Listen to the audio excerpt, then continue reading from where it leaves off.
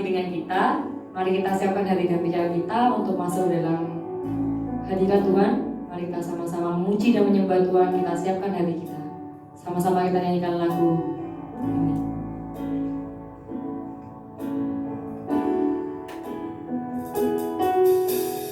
Yesus Tuhan ditinggikan, dimuliakan dan naik ke surga.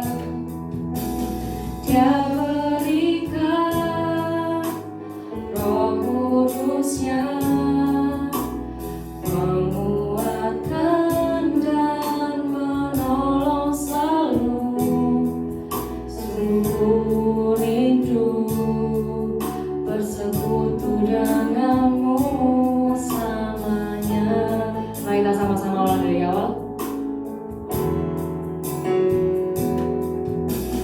Yesus Tuhan ditinggikan,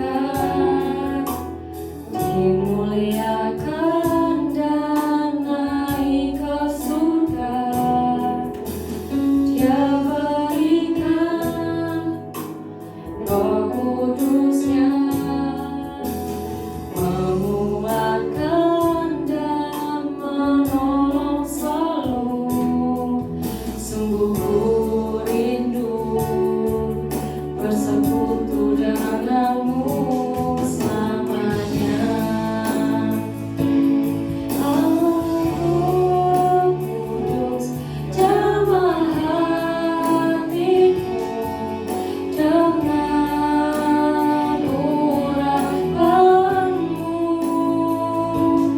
Rindu selalu dekat denganmu, tinggal di hadiratmu.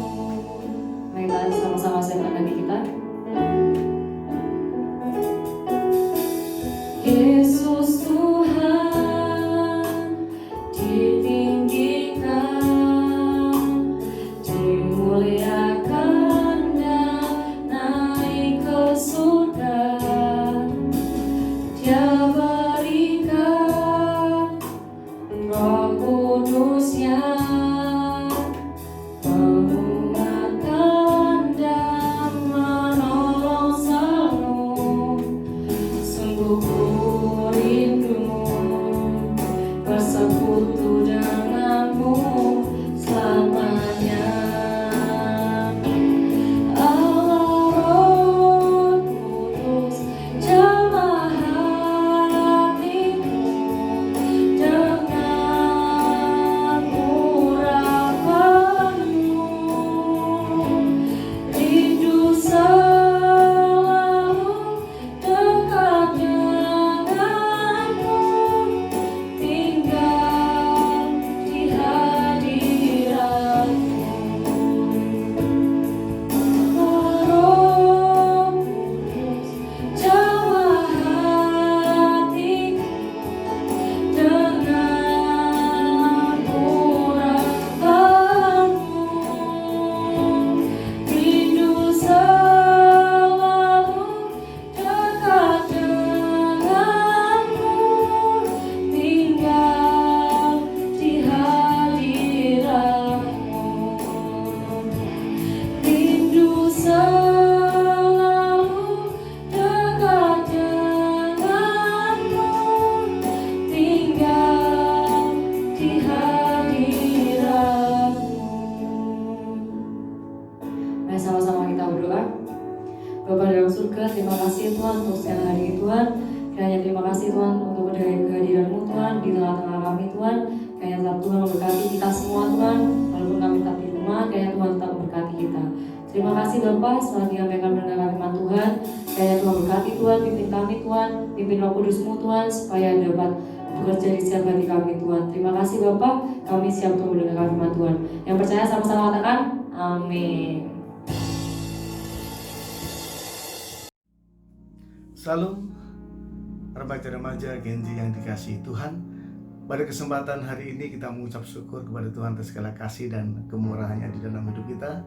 Sebab setiap hari yang kita lewati adalah kesempatan bagi kita untuk kita beribadah kepada Tuhan. Oleh sebab itu, pakai kesempatan ini dengan sebaik-baiknya untuk kita sungguh-sungguh beribadah dan bersekutu kepada Tuhan.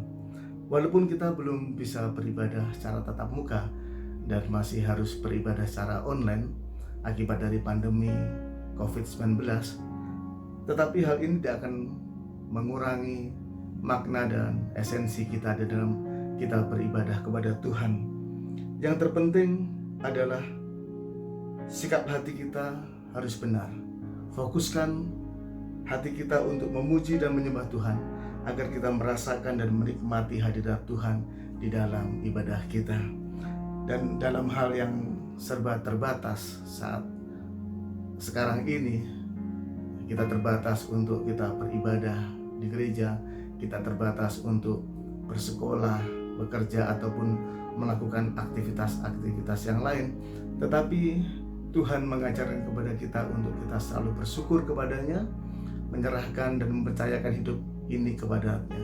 Dan kita yakin bahwa Tuhan Yesus adalah satu-satunya pribadi yang sanggup menolong dan memelihara hidup kita. Hal ini sama dengan apa yang dikatakan oleh firman Tuhan di dalam 1 Petrus pasal yang kelima ayat yang ke-7. Kita akan baca bersama-sama. Serahkanlah segala kekhawatiranmu kepada-Nya, sebab Ia yang memelihara kamu.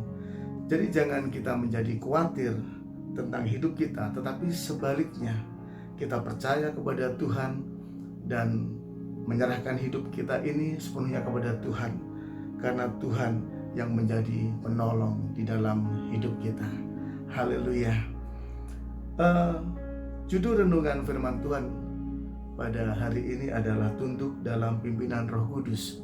Dan hal ini sesuai dengan apa yang dikatakan firman Tuhan di dalam Galatia pasal yang kelima ayat yang ke-25. Demikian bunyi firman Tuhan, jikalau kita hidup oleh Roh, baiklah hidup kita juga dipimpin oleh Roh. Nah, menjadi orang Kristen tidaklah cukup hanya kita percaya kepada Tuhan, beribadah di gereja, berdoa, membaca firman Tuhan, dan turut terlibat di dalam beberapa pelayanan di dalam gereja, tetapi hidup kita juga harus dipimpin oleh Roh Kudus. Kalau tidak, maka hidup kita akan cenderung mengandalkan kemampuan dan kekuatan diri kita sendiri, dan pasti kita akan mengalami kegagalan di dalam kita menjalani kehidupan kekristenan kita. Oleh sebab itu penting sekali bagi kita untuk kita hidup dipimpin oleh Roh Kudus. Artinya dengan sadar kita menundukkan diri kita pada kehendak Tuhan. Nah, pada saat Tuhan Yesus hendak terangkat ke surga, Ia menjanjikan seorang penolong kepada murid-muridnya pada saat itu, yaitu Roh Kudus, Roh kebenaran. Di dalam Yohanes pasal yang ke-16 ayat 13 kita akan baca. Injil Yohanes pasal 16 ayat 13. Demikianlah bunyi firman Tuhan. Tetapi apabila Ia datang, yaitu Roh kebenaran, Ia akan memimpin kamu ke dalam seluruh kebenaran. Sebab Ia tidak akan berkata-kata dari dirinya sendiri, tetapi segala sesuatu yang didengarnya, itulah yang akan dikatakannya, dan Ia akan memberitakan kepadamu hal-hal yang akan datang. Nah, hal ini membuktikan bahwa Tuhan Yesus sangat memperhatikan umatnya dan tidak akan membiarkan umatnya untuk bergumul sendirian. Nah, mengapa kita harus hidup dipimpin oleh Roh Kudus? Kita perlu hidup dipimpin oleh Roh Kudus, karena jika kita hidup bersama dengan Roh Kudus, maka kita akan memperoleh kebebasan dan kemerdekaan di dalam hidup kita. Di dalam 2 Korintus pasal yang ketiga ayat 17, di situ dikatakan, sebab Tuhan adalah Roh, dan di mana ada Roh, di situ ada kemerdekaan.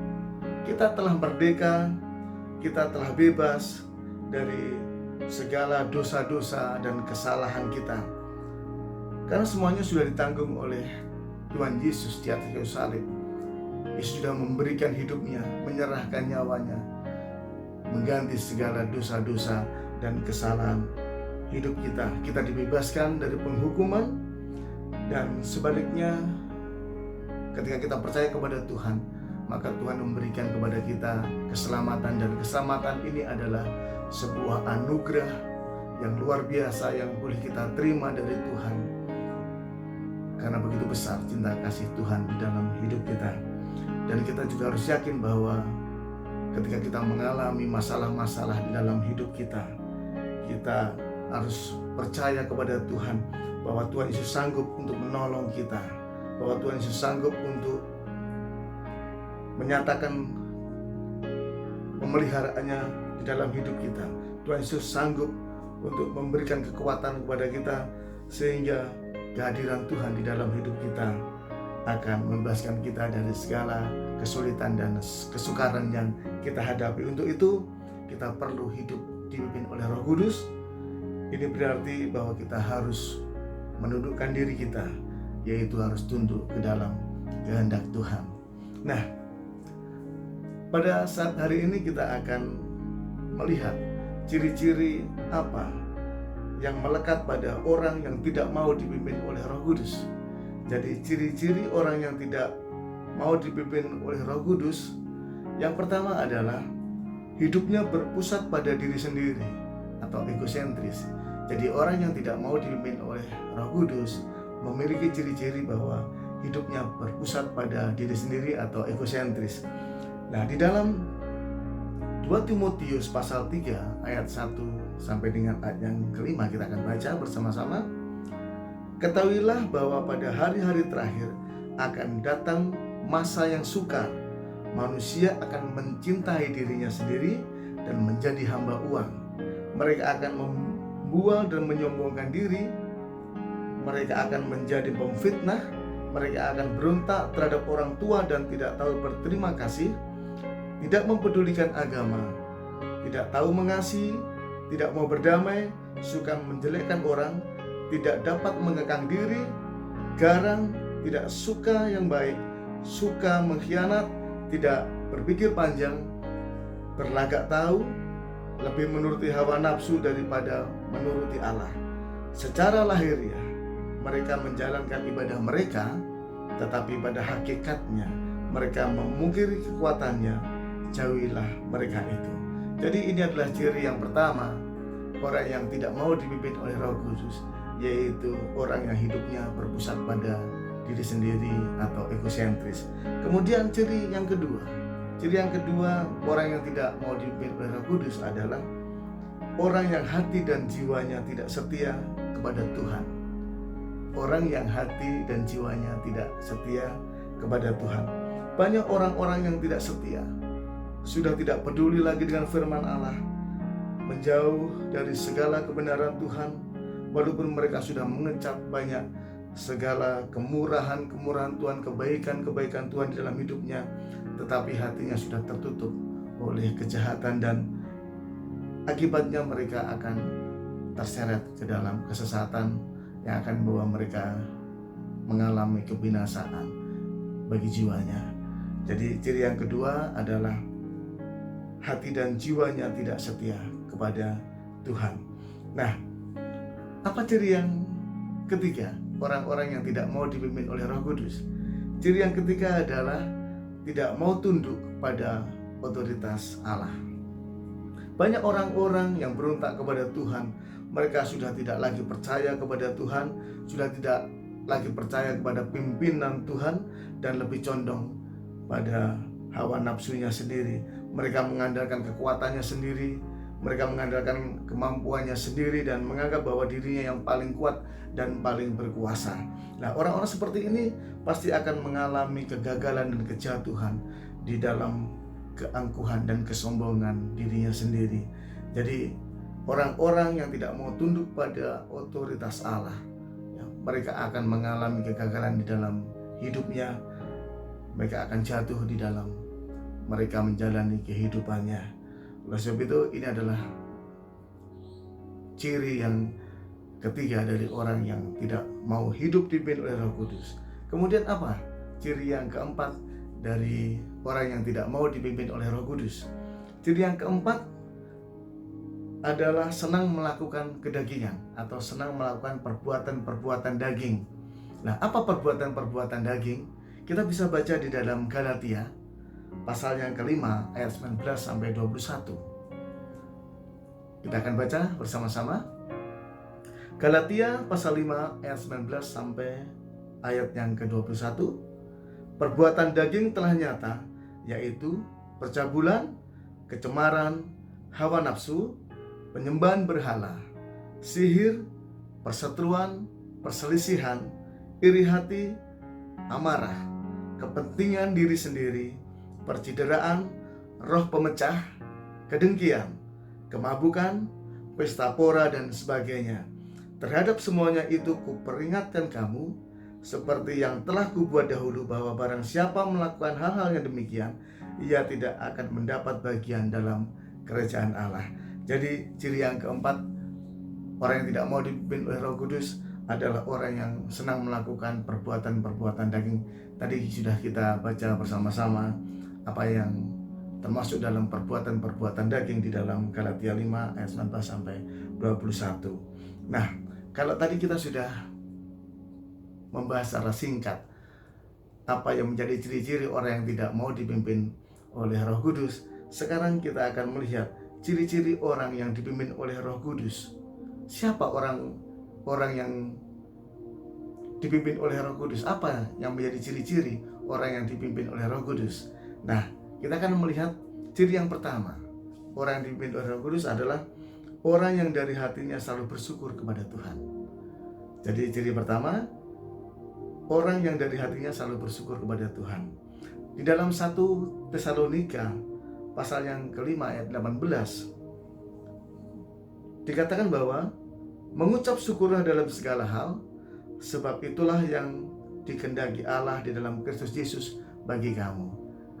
Saya ulangi lagi, mengucap syukurlah dalam segala hal, sebab itulah yang dikehendaki Allah di dalam Kristus Yesus bagi kamu. Kita harus memahami dan menyadari bahwa apabila kita hidup sampai dengan saat ini, semuanya oleh karena kasih dan kemurahan Tuhan. Semuanya oleh karena kasih karunia Tuhan di dalam hidup kita. Jadi bukan karena kekuatan kita, bukan karena kemampuan kita, bukan karena kesanggupan kita, bukan oleh karena kepandaian yang kita miliki, oleh harta yang kita miliki, bukan oleh karena pangkat atau jabatan yang melekat pada diri kita, tetapi kita harus mengerti bahwa semuanya oleh karena kasih dan kemurahan Tuhan. Oleh sebab itu, biar kita selalu menyadari bahwa setiap detik demi detik nafas hidup kita adalah kesempatan bagi kita untuk kita bersyukur kepada Tuhan oleh karena kasih setia Tuhan yang nyata di dalam hidup kita.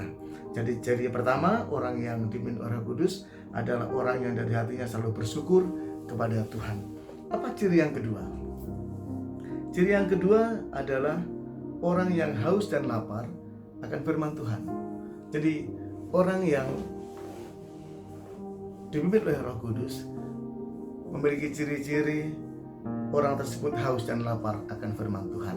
Di dalam Injil Matius 5 ayat 6, firman Tuhan berkata, berbahagialah orang yang lapar dan haus akan kebenaran, karena mereka akan dipuaskan. Jadi orang yang dipimpin oleh Roh Kudus, maka hidupnya akan selalu haus dan lapar akan firman Tuhan, dan di dalam hidupnya pasti akan dipuaskan oleh Tuhan.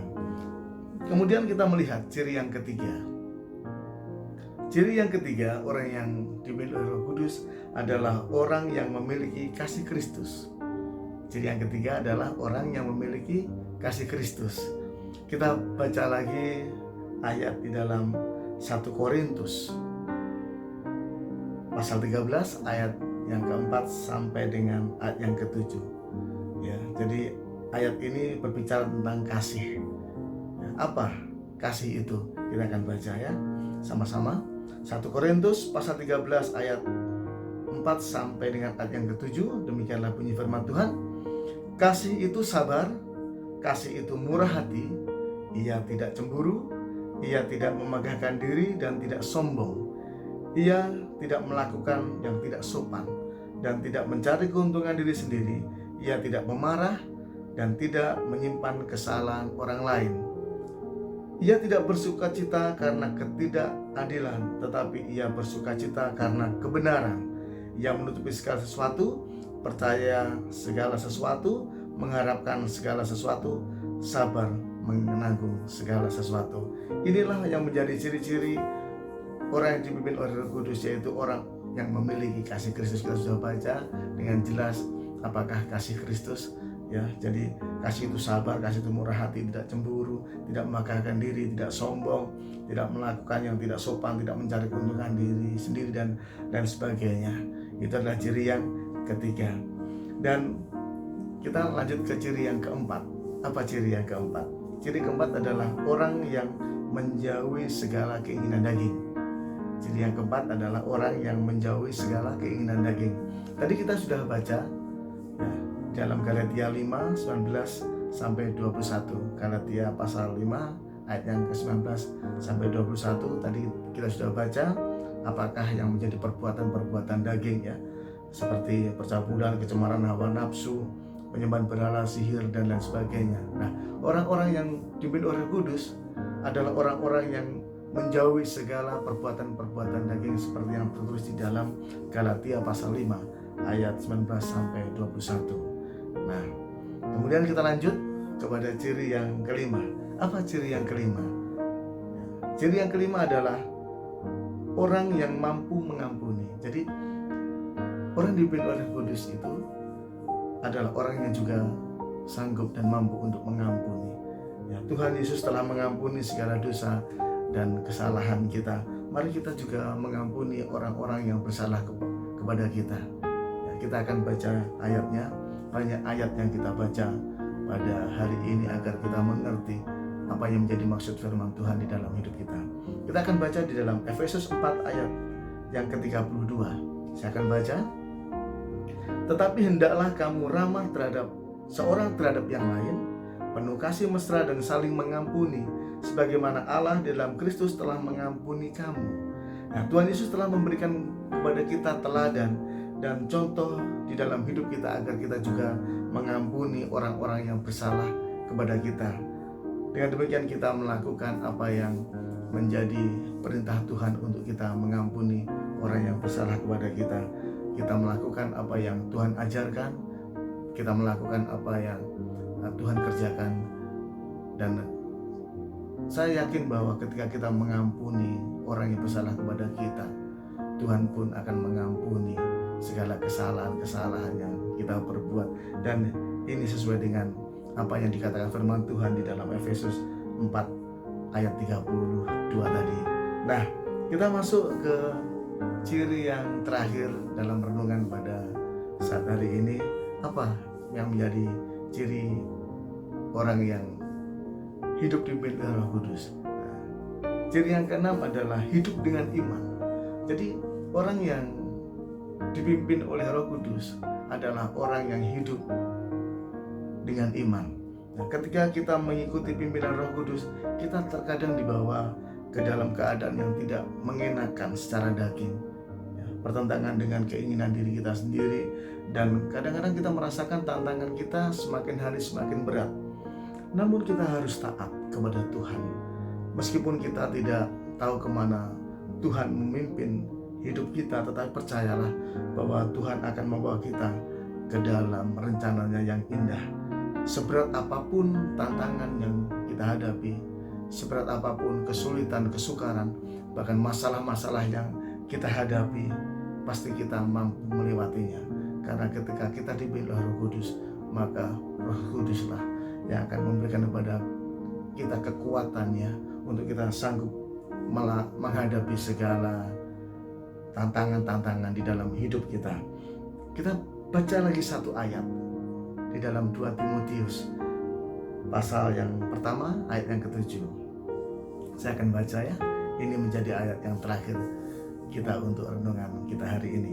2 Timotius 1 ayat yang ke-7. Sebab Allah memberikan kepada kita bukan roh ketakutan, melainkan roh yang membangkitkan kekuatan, kasih, dan ketertiban. Saya akan baca sekali lagi. Sebab Allah memberikan kepada kita bukan roh ketakutan, melainkan roh yang membangkitkan kekuatan, kasih, dan ketertiban.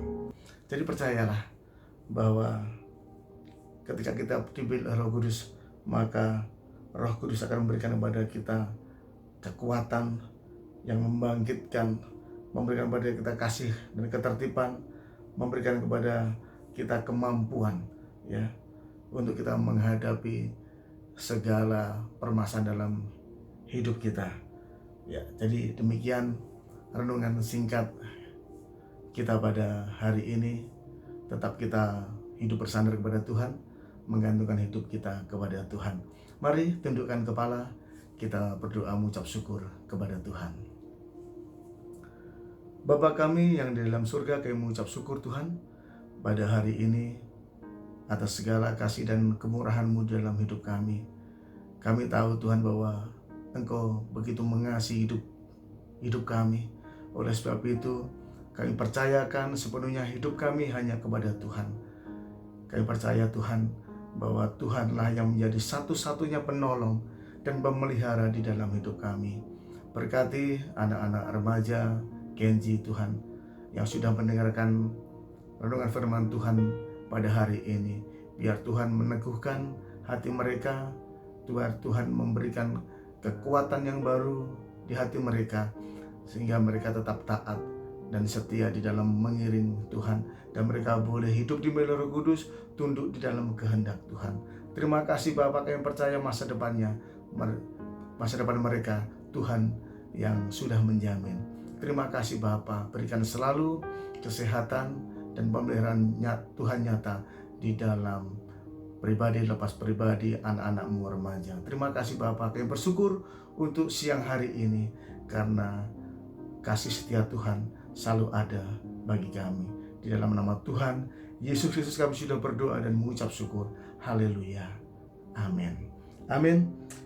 Kiranya Tuhan selalu memberikan kepada kita hati yang taat dan hati yang mengasihi, agar hidup kita semakin hari semakin berkenan kepada Tuhan. Tuhan Yesus memberkati. Haleluya.